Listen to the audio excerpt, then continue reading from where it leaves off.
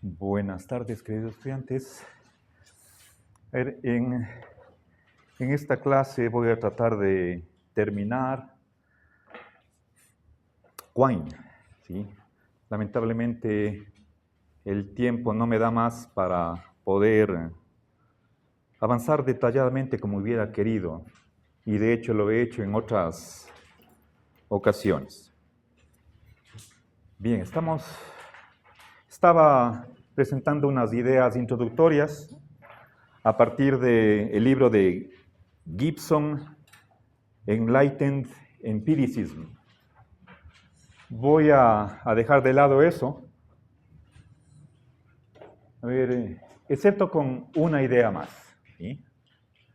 La de que creo que terminé la hora anterior indicándoles que para Quine el tema central de la filosofía es epistemológico, ¿sí? Es decir, cuestiones filosóficas relativas a la ciencia, conocimiento científico. Y, a ver, entonces esa idea es importante recalcar para hacer la conexión, ¿sí? Con lo que quiero ver el día de hoy. Entonces, simplemente pongo Quine, ¿sí?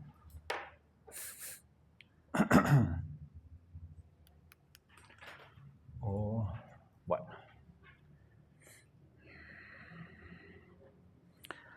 A ver. Cuestión de la ciencia, ¿sí? Y para resolver los problemas de la epistemología, Quine acude al lenguaje, ¿sí? Entonces, el estudio del lenguaje es instrumental con respecto a la epistemología, ¿sí? Entonces, la filosofía del lenguaje tributa a la epistemología. Ese es el valor, la importancia, la necesidad que ve Quine en el estudio filosófico del lenguaje. ¿Okay? Bien, y permítanme, entre paréntesis, indicar que si quisiera enumerar 4 filósofos de los más grandes del siglo XX, entonces podríamos pensar en Frege, Russell, Quine y David Lewis, a quien tuve oportunidad de mencionar en ontología, cuando hablamos de los mundos posibles. Bueno, entonces, yo hice mi tesis de licenciatura sobre Quine, y de ahí salió un artículo sobre algunos aspectos de la teoría de la significación en Quine. Y es un artículo que me publicaron en España, en la Universidad de León, en su revista Contextos. Bueno, entonces vamos a pasar a lo que es la relatividad ontológica. Es el título de su ensayo, del cual toma el nombre la antología donde aparece este artículo, ¿sí? Seguramente en la primera clase les mencioné en qué año se publicó. Bien, entonces vamos a ver las ideas principales. Sí, lamentablemente no puedo explicar con el detalle que desearía, pero sí quiero exponer lo básico, que quede bien claro eso. Ok, entonces van a aparecer algunos conceptos básicos. Voy a poner aquí a la derecha la lista, que sirva como una especie de índice de lo que va a venir en estos próximos minutos. A ver. Lo más importante a lo que quiero llegar es precisamente la cuestión de la relatividad ontológica, ¿sí? Ahora, esa es como conclusión última, pero Para llegar allá,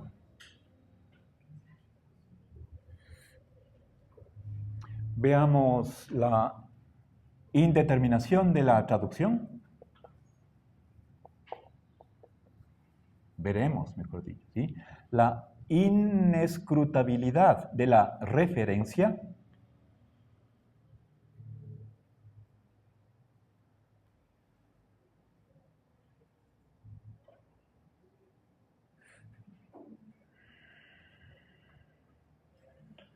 A ver, de paso, bueno, voy a empezar con la cuestión del naturalismo, nuevamente el conductismo. Ambas, bueno, recuerden, presenté como si fuera una sola tesis. Esto aparece al comienzo del artículo que espero que ya hayan procesado. Vamos a ver lo que es una traducción radical.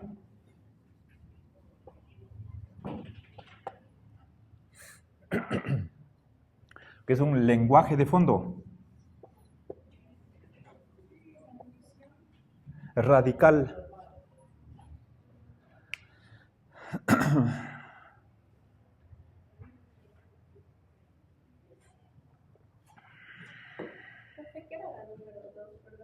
Indeterminación de la traducción. No, la siguiente, la 2. Esta es la 3. Inescrutabilidad de la referencia.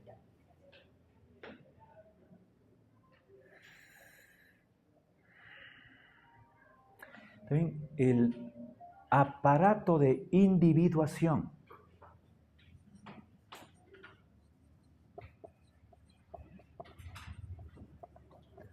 Bien, entre las principales, ¿sí? Bien, entonces, ok, empecemos por acá, ¿sí? Naturalismo y conductismo.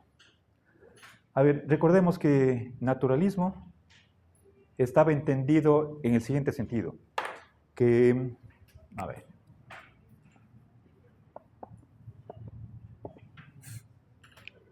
estoy exponiendo ideas que aparecen en el artículo, no en otro lugar.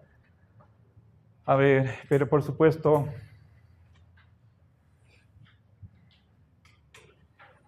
puede ser que incluya información que está en alguna otra obra de Quine, pero básicamente me voy a referir a este artículo. Las ideas que están aquí no solo aparecen en el artículo, sino que están también presentes en otras obras. Bien, el naturalismo aplicado a la filosofía del lenguaje significa que el significado, el conocimiento, la mente,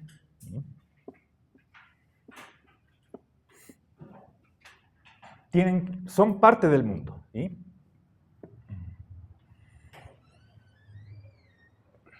Son elementos, son entidades del universo, ¿sí?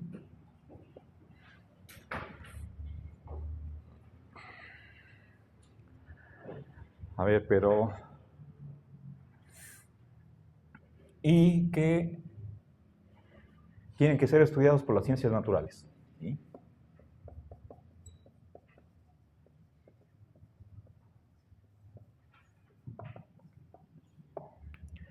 Es decir, si a nosotros nos interesa el significado de la mente, ¿sí? Por supuesto, también el conocimiento, todo esto son objetos de estudios de la filosofía. ¿Cómo tenemos que abordarlos, examinarlos, analizarlos? ¿Sí? Con la metodología científica de las ciencias naturales. Y aquí estamos hablando de empirismo, ¿ok? Entonces, ojo, pondrán atención, cuando Quine habla de naturalismo, a diferencia de lo que está en el diccionario de Ferrater Mora, se refiere a una tesis, a una doctrina epistemológica de cómo investigar algo. En nuestro caso concreto, este problema central de la filosofía del lenguaje. ¿Sí? Bien, entonces, un empirismo que no es el mismo que del neopositivismo, del Círculo de Viena. ¿Sí? Bien, ahora, entonces, veamos cómo este naturalismo conduce al conductismo en la filosofía del lenguaje. ¿Sí? ¿Qué es el significado? ¿Sí?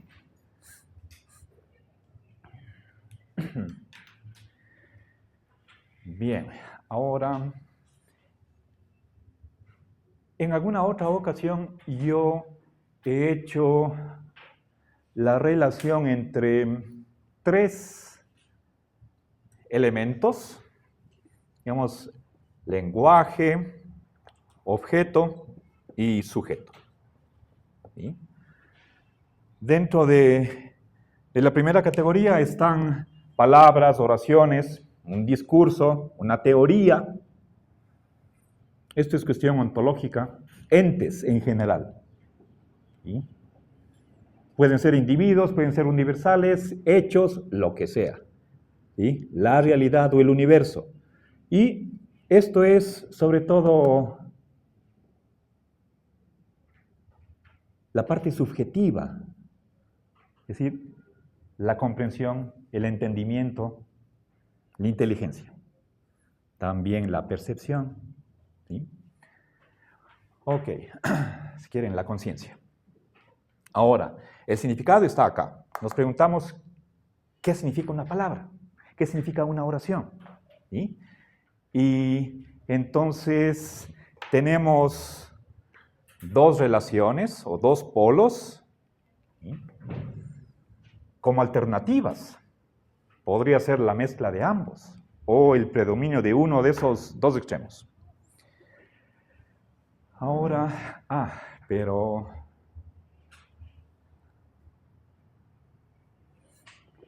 la observación está acá, ¿sí? A ver, aclaro. ¿Qué es la observación? Ese es un problema filosófico. ¿Ok? ¿Cómo vamos a entender la observación?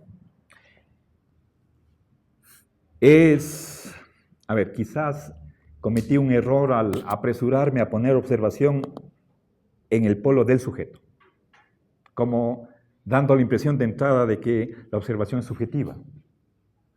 Si es que fuera así, entonces estamos planteando un problema para el empirismo. ¿Cómo puede ser que la base del conocimiento sea la experiencia si la experiencia es subjetiva? La observación algo debe tener de objetividad, o mucho. ¿Sí? Entonces, no es tan conveniente localizar o ubicar la observación en este polo subjetivo, para no caer en el subjetivismo. ¿Sí? Ok. A ver, a propósito, sí valdría la pena conocer en qué año se publicó y por lo tanto a qué etapa de la evolución del pensamiento de Quine nos estamos refiriendo. 1969. Gracias.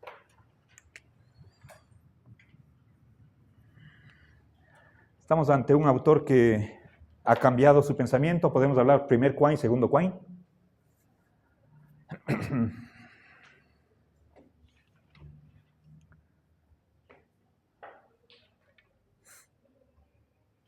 Ok, bueno, a ver.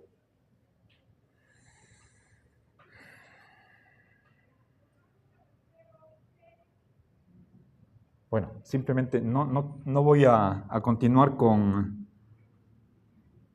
ese detalle de exactamente cómo comprende Quine la observación. Dejemos ahí únicamente con lo que he dicho y volvamos acá. ¿Sí? La pregunta es, ¿qué es el significado? Entonces, el conductismo me da una respuesta. ¿Sí? Y eso tiene que ver con el aprendizaje del lenguaje. Como un niño, un miembro de una comunidad, de una sociedad, aprende el idioma materno. En nuestro caso, el español. Entonces, Quine cree que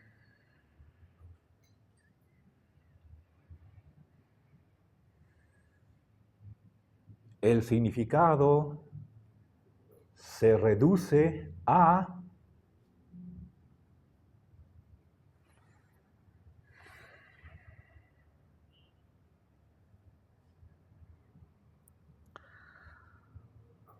una característica de la conducta.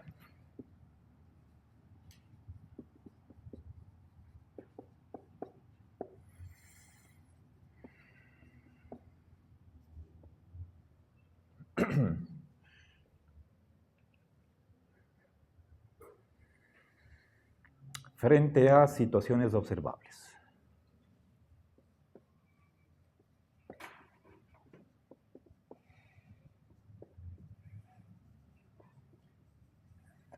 Quieren públicamente observables, ¿sí? Para especificar un poco. Bien. Recuerden, aquí hay dos cosas. Por una parte, estamos hablando de esto y por otra parte esto de acá, ¿sí? La observación de una situación, ¿sí? Observación que puede hacer cualquier persona, no solamente uno, ¿sí? Esto viene a ser como una especie de estímulo, ¿sí? Lo que va a desencadenar, lo que va a disparar una respuesta verbal. Y aquí tenemos la pareja más importante de lo que es el conductismo, estímulo-respuesta. Ok, entonces yo les ponía el ejemplo de lo que hacía con mi hija mayor cuando tenía menos de 1 año de edad. Cuando el reloj de la sala daba la hora, ¿sí? Los campanazos, le marcaba y le ponía delante del reloj que estaba ahí en la pared. A eso le podía decir reloj, y apuntando, señalándole, eso es sostensión, señalando el reloj. Y a la vez escuchábamos, ¿sí? También le enseñaba los números, escuchábamos las campanadas, ¿sí? Entonces iba contando, 1, 2, 3. Ahí tenemos una situación observable y mi conducta verbal. Entonces, más allá de esta pareja de estímulo-respuesta,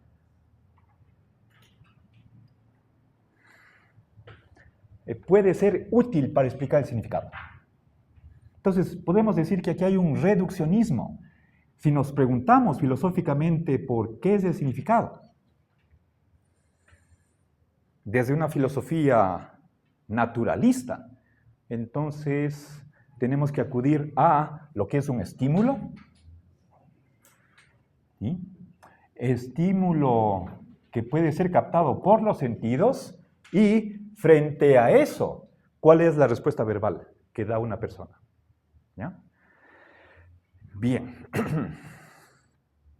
Ahora, voy a complicar un poco esta explicación que acabo de dar, ¿sí?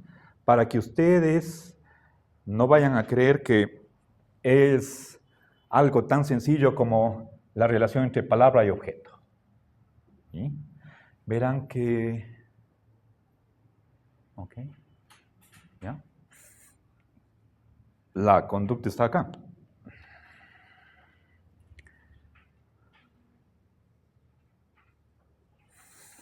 Pero el sujeto no es individual, es un miembro de una comunidad. Para Quine, en alguna parte o en varias partes, no, creo que no lo dice aquí, sino en palabra y objeto, dice, el lenguaje es una práctica social. No estamos hablando de un lenguaje privado. Y yo les dije, estamos hablando en nuestro caso del español. Él hablará de inglés, ¿sí? Un lenguaje natural, en todo caso. Eso es un lenguaje de una comunidad, ¿sí? Ok, bien. Ahora veamos, voy a añadir algo más acá. En este índice, veamos la semántica acrítica.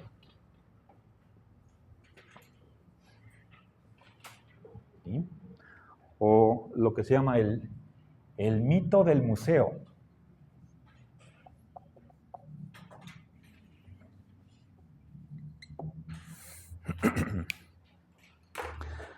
A ver, si al momento de explicar cómo desde esta tendencia conductista se explica el significado, di la impresión siguiente. Y espero que es corregir esa mala impresión. ¿Sí? Les decía que si tengo una palabra, por ejemplo, botella, ¿ya? Tengo ahí una palabra. Podría ser teléfono. ¿Sí? Y me pregunto, ¿qué significa? ¿Sí? ¿Ya?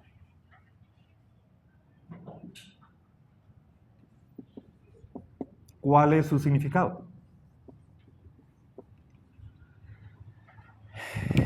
Y si respondo,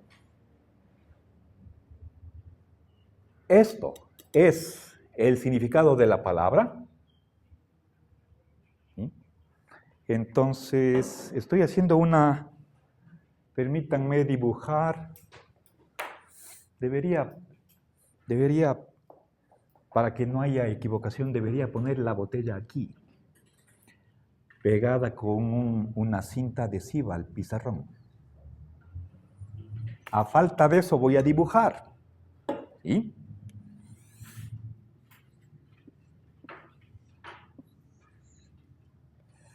Bien, entonces, esto es un objeto. ¿Sí? Y el significado de esta palabra, que quede claro, aquí tengo una palabra, esta es una expresión, acá tengo un objeto. Y la relación de significado es que esa palabra se refiere a. ¿Sí?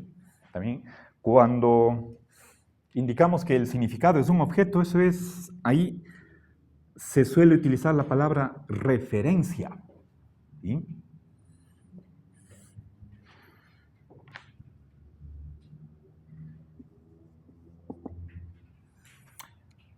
El Quine utiliza ambas palabras, significado y referencia. No son exactamente lo mismo. El significado tiene una connotación subjetiva. El sujeto es el que entiende, el que comprende, el que aprende el significado de las palabras. ¿Sí? En cambio, la referencia está acá. Es objetiva. Es un objeto particular. ¿Sí? Bien. Ahora, la semántica acrítica es la siguiente. ¿Sí?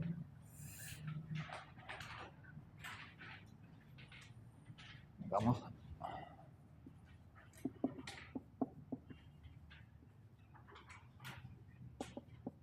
Acrítica en el sentido de ingenua, simple.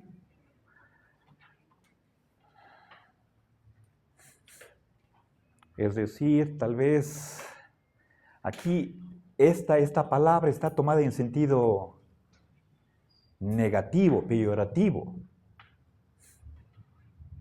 Se está haciendo referencia a una teoría que sostiene alguien que no ha pensado mucho en el asunto. ¿Sí? Y que hay que superar.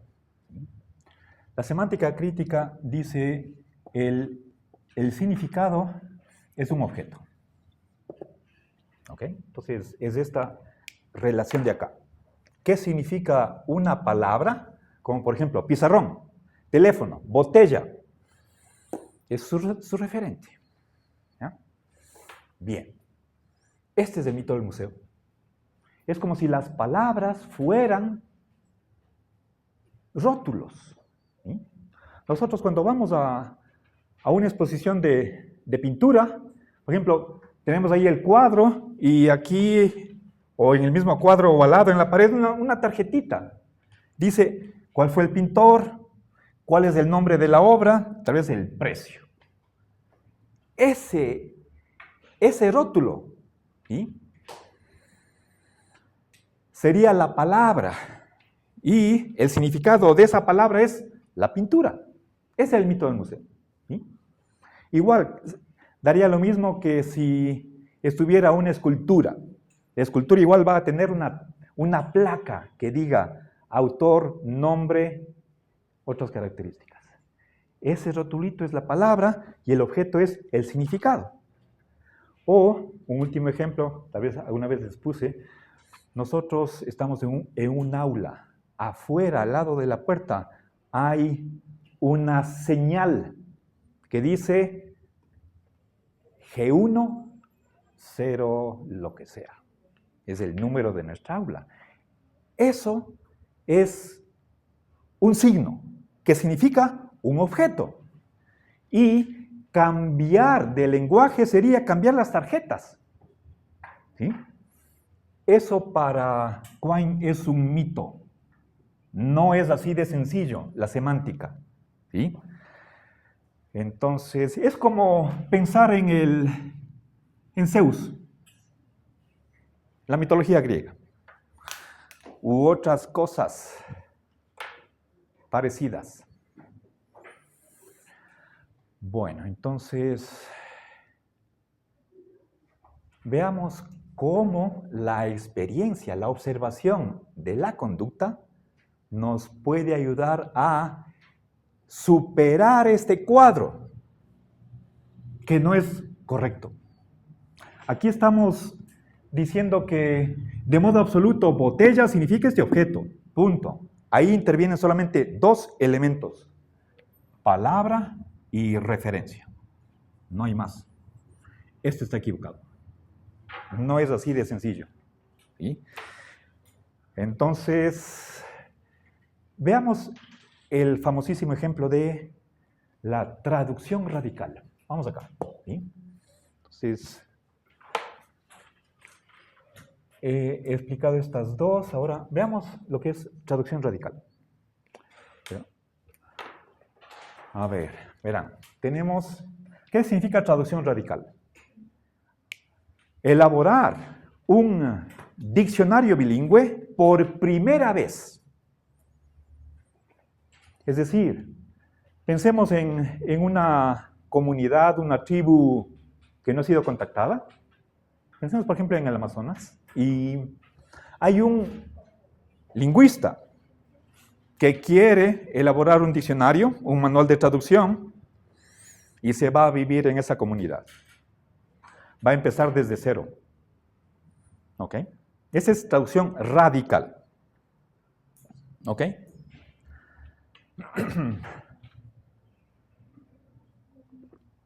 Ahora, veamos.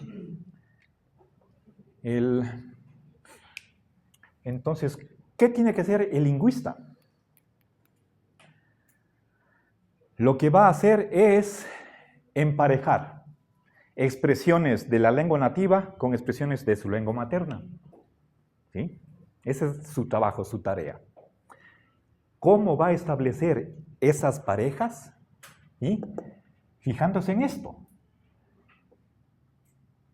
¿Qué situación ve el nativo hablante y el lingüista? ¿Sí? Una situación que es observable por ambos. ¿Y qué es lo que dice o expresa el nativo? Y él tiene que ver a qué corresponderá esa expresión que emite el nativo. ¿Sí? Ok, entonces, verán,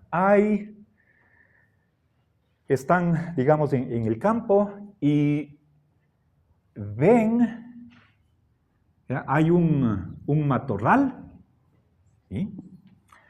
Y se ve, digamos, la oreja o las orejas de un conejo, ¿sí? Entonces, no se ve el conejo entero, sino solamente una parte. Y entonces, esto es la situación observable por ambos. Y el nativo dice Gabagay. Gabagay. Muy bien, ahora, ¿cómo traducimos esta palabra? Verán, no es oración, es una palabra. Entonces nos hacemos esta pregunta. ¿Qué significa? ¿Sí? Ahora,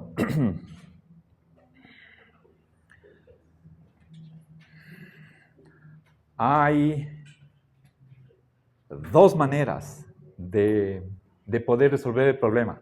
Una es ostensión. ¿Qué significa ostensión? Mostrando y señalando con el dedo. Entonces, pues decir, Gabagay. ¿Sí? El lingüista puede señalar con el dedo, ¿sí? Pero seguramente tal vez le puede tocar, supongamos. No está ahí el problema. Y, o sea, pregunta, señalando y dice Gabagay, y ver si es que el nativo responde, aprueba, sí o no. ¿Sí? Para eso tiene que saber cómo se dice sí en el otro idioma. Supongamos que ya sabe. ¿Sí? Ahora, a ver entonces, ¿qué significa? ¿Sí? Refiriéndome a esta palabra. A ver, ¿cómo determinarlo? ¿Cómo saberlo?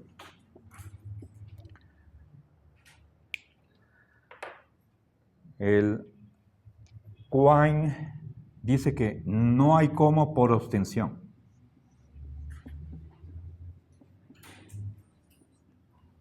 ¿Por qué? Y recuerden, la cuestión de ostensión es algo empírico. Estoy señalando, ¿sí? Ahora, el problema es que Quine menciona por lo menos 3 maneras de traducir esta palabra. Todas ellas son igualmente compatibles con la experiencia. ¿Sí? Entonces, y eso es esto de acá, indeterminación de la traducción. ¿Sí? Voy a poner simplemente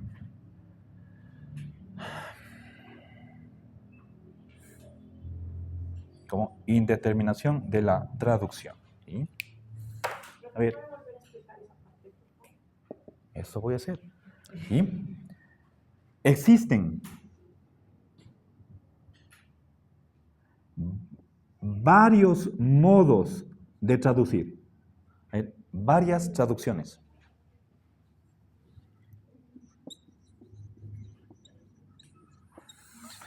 Igualmente compatibles con la evidencia.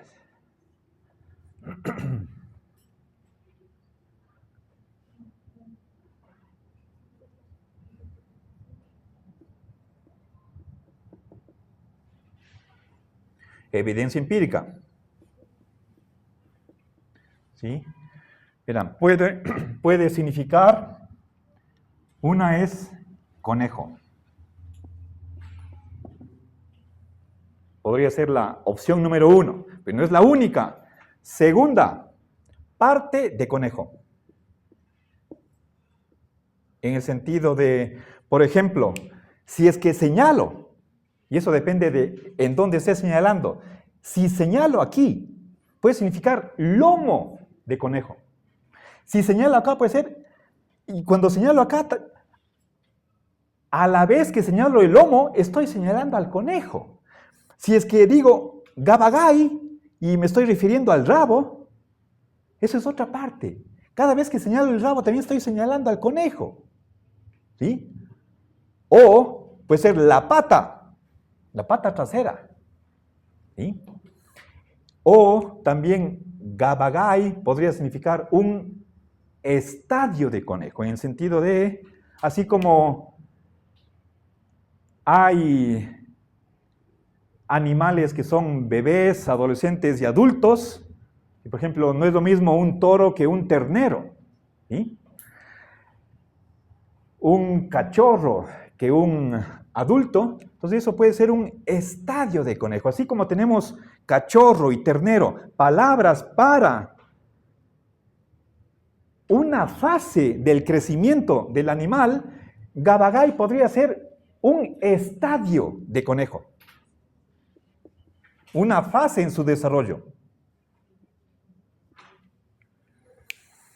Entonces, la ostensión no me permite saber a cuál de estas tres se refiere gabagay. ¿Qué significa gabagay? ¿Sí? Entonces, está excluido ostensión. Necesitamos algo más complejo. ¿Sí? Y ahí viene, a ver, entonces, verán, vamos acá, indeterminación de la traducción.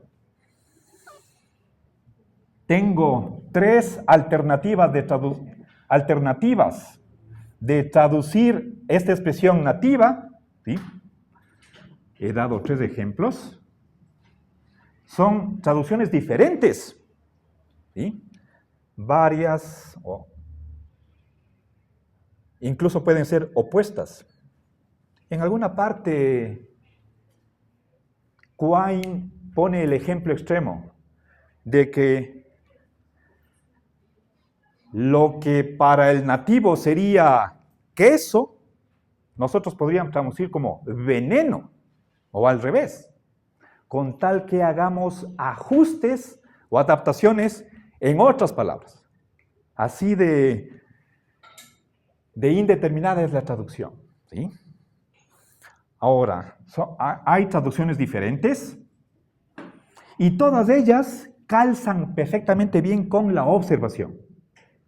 Cada una de estas tres puede pedir para sí la justificación de que está bien traducido, ¿sí? Entonces, ahora, no me sirve la ostensión, un método empírico. Tenemos que ir más allá. Ahora, el aparato de individuación. Veamos esto. ¿Sí? Veamos qué pasa si es que resolvemos el problema. Estamos viendo cómo. ¿Sí? Veamos por determinación del aparato de individuación. ¿Sí?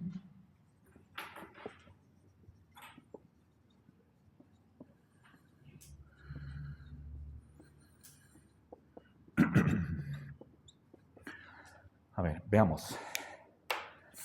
Verán. ¿Qué significa esto? ¿Cómo puedo individuar un objeto? Conejo es un término de...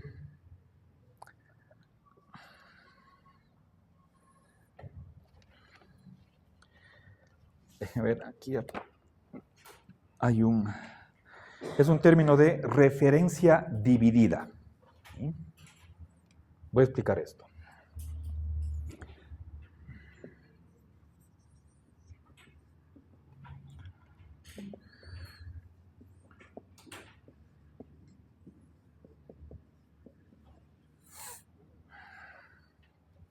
Verán, estamos hablando de un objeto, a diferencia de una sustancia, como podría ser madera, agua, harina, vidrio, tela.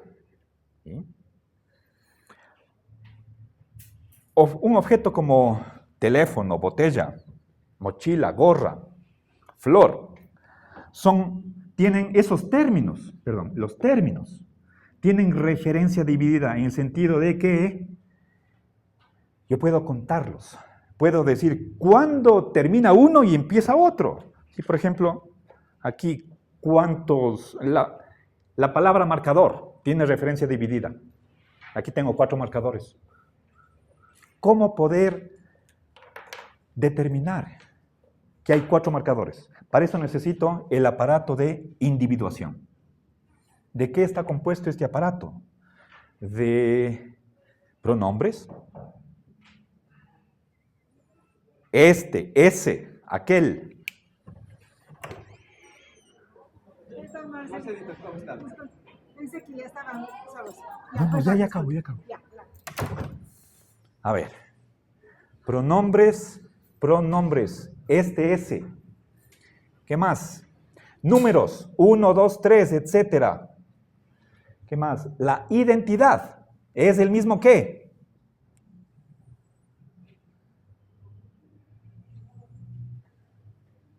Aquí está lo principal. ¿Ya? Bien. O sea, lo que necesito saber es, si es que necesito preguntarle al nativo, es decir, si este es el mismo que aquel. ¿Sí? Estoy utilizando pronombres, identidad. ¿Sí? O sea, necesito preguntar cuántos Gabagai hay ahí. 1 o 2 o más. ¿Sí? Entonces, si es que yo pudiera determinar cómo en la lengua del nativo expreso los pronombres, los numerales y la identidad, entonces podría resolver el problema de cómo traducir Gabagai. ¿Ya? Ahora, el problema es que si es que el lingüista cree que alguna expresión corresponde a, es idéntico a, otra traducción posible podría ser está conectado con. O sea, la determinación de qué significan los pronombres, los numerales y la identidad, eso mismo está indeterminado. Es decir, empíricamente, no hay manera de que el lingüista descubra qué significan las expresiones que en la lengua nativa hacen las veces de pronombres, numerales e identidad. ¿Sí? Por lo tanto, en eso consiste esta tesis. ¿Sí? Esta indeterminación